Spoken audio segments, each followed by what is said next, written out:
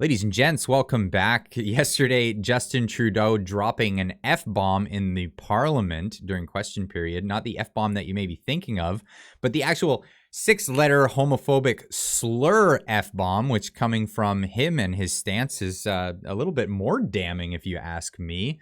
He claims to be a male feminist and a advocate for the, I'm sorry, I have to pull it up. Here's my LGBTQTIQQAAP community. And this is, courtesy of Elementary Teachers Federation of Ontario, inclusiveness training.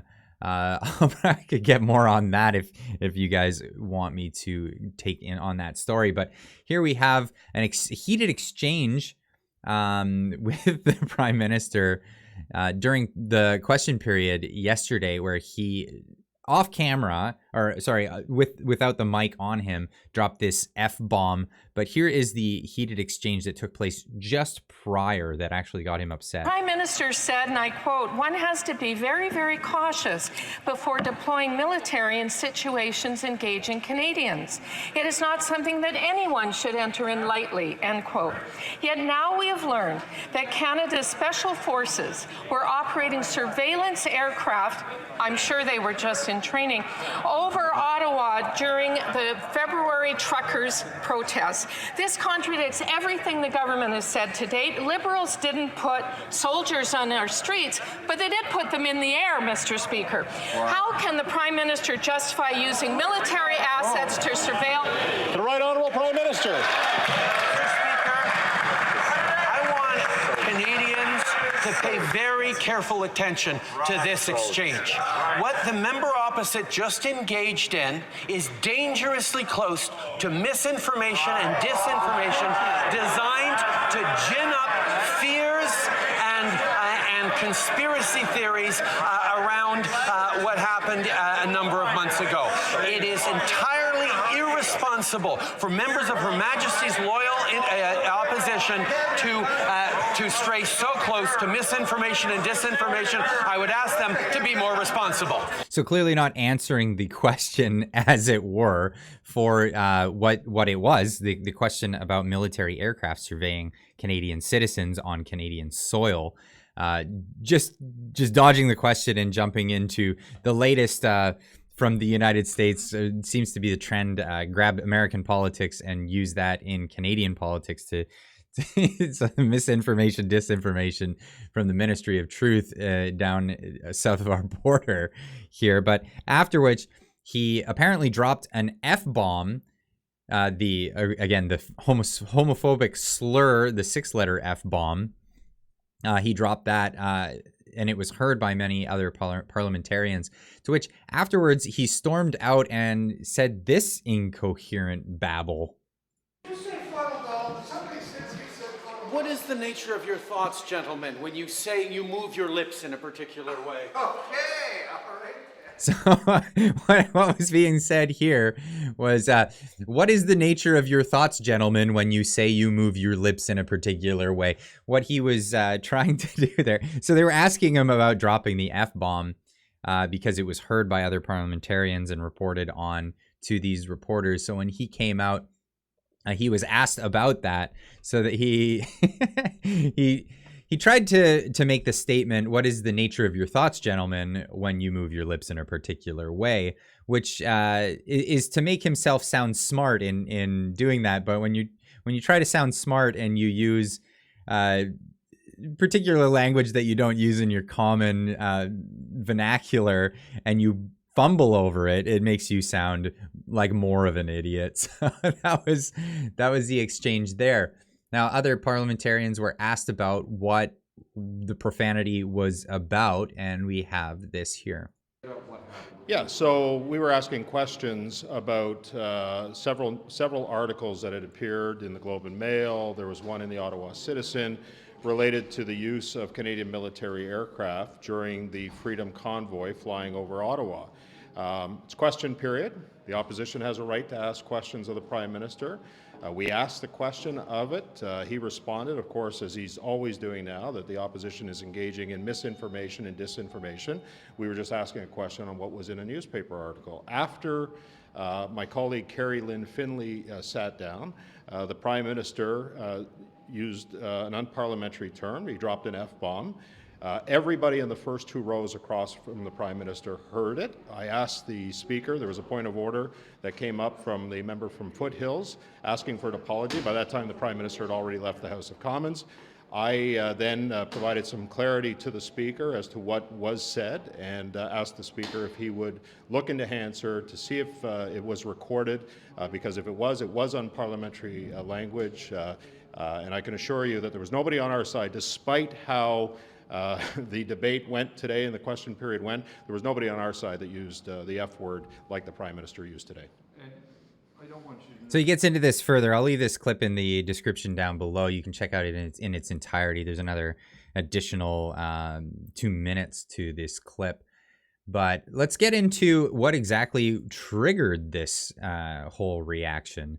Now, this all had to do with an article that came up in the newspaper, and he wanted to, Justin Trudeau, the Prime Minister of Canada, wanted to call this disinformation, misinformation, yet this is actually journalists doing their job. And the idea of buying the media was the way that Justin Trudeau wanted to get away from journalists doing their actual job. But sometimes it slips through the cracks. And there was an article in the Globe and Mail, which was referred to, and also this is the article from the Ottawa Citizen.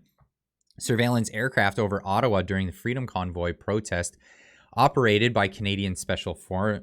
The Department of National Defence confirmed. The DND acknowledged the aircraft was used by Canadian Special Forces as part of a training mission on February 10th, but stated the flight had nothing to do with the protests that they flew directly right over the protests for. Canadian Special Forces were operating the mystery aircraft that flew over Ottawa during the so-called Freedom Convoy. You keep calling it the so-called Freedom Convoy. Should we call it like the so-called Liberal Party? They don't follow the principles of liberty. Anyway, I digress.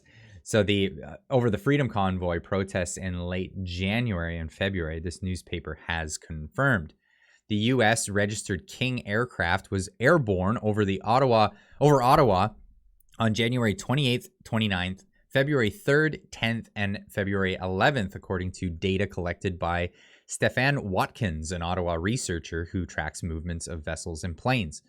For instance, on February 10th, the aircraft was flying circular patterns over Ottawa before disappearing from publicly available aircraft tracking systems, Watkins says. The flight coincided with large-scale protests held in downtown Ottawa as part of the Freedom Convoy. The protesters in Ottawa demanded the government remove rules designed to prevent the spread of COVID-19, but other demonstrators also called for the... Okay, so media outlets have claimed that the other demonstrators have called for the overthrow of the Canadian government. This is, again, take it with a grain of salt. This is still the mainstream media here. National Defense spokesperson Dan Lebothier, I'll never get these French names right. I'm sorry for all the French people in the audience. I butcher your names. Acknowledged the aircraft was used by Canadian Special Forces as part of training missions on February 10th, but he stated that the flight had nothing to do with the protests. Of course. Why would... We're just flying over these protests in a training exercise. Nothing to do with these protests.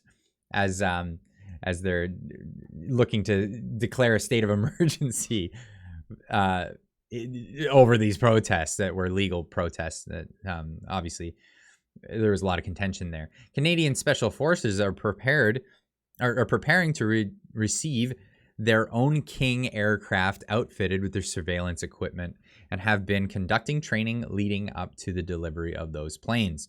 Those aircraft, the first of which to be delivered this summer, will give the Canadian military the ability to collect data for missions overseas and at home. The modified small passenger planes are outfitted with surveillance equipment allowing for the interception of cell phone calls, radio transmissions, and other communications. Electro-optical sensors would also allow crews on board the aircraft to track the movement of individuals and vehicles on the ground, the Canadian military has noted. Canadian Special Forces had access to similar aircraft in Afghanistan to track and target insurgents. Now, legalities will probably come into play here because Canada is not an active war zone, ladies and gentlemen. No matter who wants to tell you that, it's not an active war zone. So to survey citizens of the country, you would have to have a warrant from a judge. You cannot just call in the military and do this, despite what you may be told by your politicians. Le Bouthier said the Special Forces training was already planned for the Ottawa protests, and to have canceled the flight would have been wasting money. This is the claim. Now, this is what actually set the Prime Minister off to go against all of his stated claims that he stands with the LGBT, I forget the acronym now, community, in shouting the F-bomb, declaring that somebody in the parliament was a bad word. Other than that, I'll leave this one with you guys. What do you think the military was doing? We know that the military was also doing special training exercises to harass people in Nova Scotia during the pandemic. They were using intel techniques propaganda techniques that they had learned from, and this was another story broken by the Ottawa Citizen, also True North, that they were using these exercises in Nova Scotia against people propagandizing individuals for no stated reason yet, except that they wanted to try out the new technologies that they had acquired during their time in Afghanistan. So I'm going to leave this one with you. What do you guys think about this situation? What do you think the motives were, and why did Justin Trudeau get so triggered if it's not actually true information? Anyway, that's all I have for you this morning. We'll see you in the next video. Keep on trucking.